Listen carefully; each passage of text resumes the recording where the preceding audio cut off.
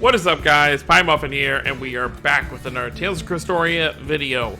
So, I initially made this video watching the teaser on YouTube, but as it turns out, as I was uploading it, the news dropped in-game, and it's probably more informative to just go over the details in the news, so that's what we're going to do here for Mizella, who is dropping this Friday, which does tell me, since that's a week after Kanata, that Vicious will most likely be dropping a week after that, so we should see Sin Vicious dropping on the 30th. And we'll talk about the implications of Sin Vicious based on Mizella's element. First things first, Aegis's banner is up. It is a normal premium banner. He will be in the general pool after everything leaves. I'm actually curious to see what the cutoff point for him is. Okay, so it's a lot more generous in here than the Kanata banner. The Kanata banner obviously cuts back, you know, much further back than just the last couple of banners. But obviously you can see here this is a normal banner, so I guess they can be a little more generous on it. I assume that Vicious and Mizella's banners will have the same pool as Kanata's. If they don't, I'll be surprised and actually kind of jealous. But as you can see, I only have 17,000 Gleamstones, so I will, if I'm lucky, be able to do 2 full rotations on Vicious, and then I'll try to do the other 2. If I have to go that deep to pull him, you know, if I have to go to the pity, I'll definitely be able to do it before the anniversary ends. But hopefully it won't. Hopefully I'll get him in less than it took me for Kanata, so then I can summon on Mizella. But let's talk about Mizella. Mizella's news is in the game. She is going to be the second limited banner. Mizella, Ever Burning Resolve. She is the second unit, which definitely tells us that, you know, Vicious will be the third one. Now, of course, all banners are leaving on Tuesday, August 31st. So, Kanata does get the longest banner. But if you're saving for a specific one, it really doesn't matter how long these banners started. You know, you're still going to make the same amount of currency before they go away. So, it really didn't matter that they were a week apart. It doesn't look like Mizella's going to be dropping with an event, though. I wonder if they're going to wait until Vicious is out and then just drop an event with him that we could use all 3 units for. Her banner setup is exactly the same as Kanata's. You get 24 medals per rotation, every 4 steps. She is a wind unit. So we're going to talk about what that means for Vicious here in a little bit. But let's go over what she does. So, she is a wind unit. Her Memoria skill is Overlimit Gauge of Arts type allies increases by 30 each turn. So that's okay. You know, it's decent. 30,000 HP, so an HP heavy Memoria. 1,200 attack, 800 defense. Her stats herself, 54,000 HP, 2,640 attack, and 5,160 defense. So she's, if you're looking for a power hitting Mizella, you're not going to get her here. Her skill, 120% attack to wind allies at 60 hits, which is actually going to work really well for her, as I'll explain in a second. Plus 20 to the overlimit gauge of wind allies each turn. So her skill is going to be great for building up that overlimit. Her Mystic Art is Hellfire Flood, which is obviously the same Mystic Art we saw in the story. 60% attack, very weak. 70 hits. This is the highest hitting art in the game in terms of combo building. There is no art that I'm aware of, I could be wrong, I don't think I am though, that hits this many times, so 70 times. So that, her Mystic Art immediately gives you that 120% bonus from her skill. So that's going to be very good for buffing your wind team. And it has an additional effect, which 100% chance to increase attack of all allies by 35% for 1 turn. So the following turn, you will have that attack buff.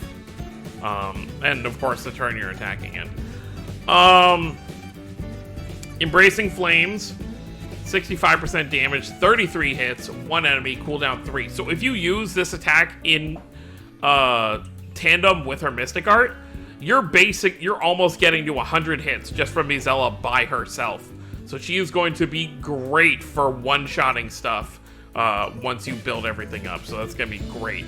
And she does cast guaranteed burn on 1 enemy for 3 turns with that attack. And then Blessed Heat is her support skill, which is attack up 28%, all allies for 4 turns, so another buff to add to your win team. And the additional effect is restores HP by 20% to all allies. So it is a little bit of a heal there. So, like, if I pulled this Mizella, if I get Vicious and I come back from Mizella, my team would most likely be this Mizella, my Estelle, Sink, and Velvet. That's probably going to be my team.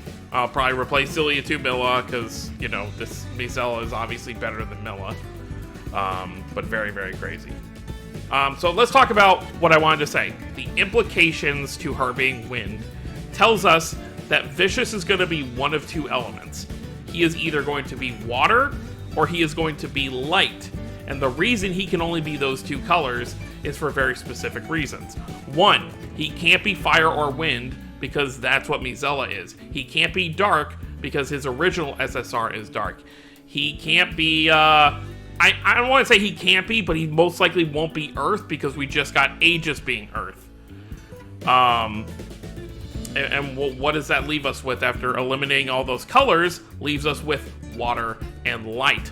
I'm really praying for water, because if he can be an attack heavy or even a semi-balanced water unit, he might be able to be the end attacker for my team. If he's light, that's still fine. But I think I would have more use out of him being water. Because if we look at my teams, this is my water team right now. So realistically, what I would probably do is move Earhart to the end. She'll just be, you know, the stat buff on the end, and if someone dies, she goes in. And I would probably put Vicious right there. And if he is light, like if he's a balanced light unit, I'll probably move Milla to the back, I guess. You know, I'd probably put, what's her name? Machina on the end, and then put Vicious right before Machina. Something like that. But yeah, I think in terms of team usability, I think definitely water would have the more benefit. But it will depend on what he is. Kanata's the attack-heavy anniversary unit. Mizella is the combo builder. So I think Vicious is going to be on the more balanced side. The only other thing to mention is that there will be a live stream on August 1st about the anniversary. An actual, like, Bandai stream. So, if they have something for the second half of the anniversary, that's where they're going to show it. And if they wanted to kind of go out with a bang and do a 4th anniversary unit, whether it's a limited banner or an EX unit, they could definitely do Cascade. We also don't know if there's going to be a Yuna. I assume there will be, because it'd be kind of weird to do Kanata, Mizella, Vicious, Aegis, and then not do Yuna. I mean, obviously you could say the same about Orwin, but Orwin isn't officially a party member yet, and he won't be until at least the end of August. So Orwin could get something after August. You know, maybe he'll close out the anniversary itself. We'll get a banner then, but Yuna will probably get a banner once Aegis' banner leaves. But, other than that, that's pretty much it. So let me know what you guys think down below. Let me know if you're going to be summoning for Mizella or if you're waiting for Vicious. And let me know how your Kanata summons have been going. The goal for me is I'm going to wait till Vicious' banner drops. I will summon for Vicious. And once I get Vicious, I'll spend whatever I have left during the anniversary trying to go for Mizella.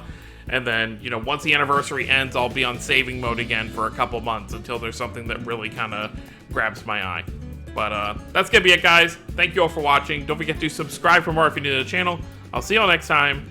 Have a wonderful day, everyone.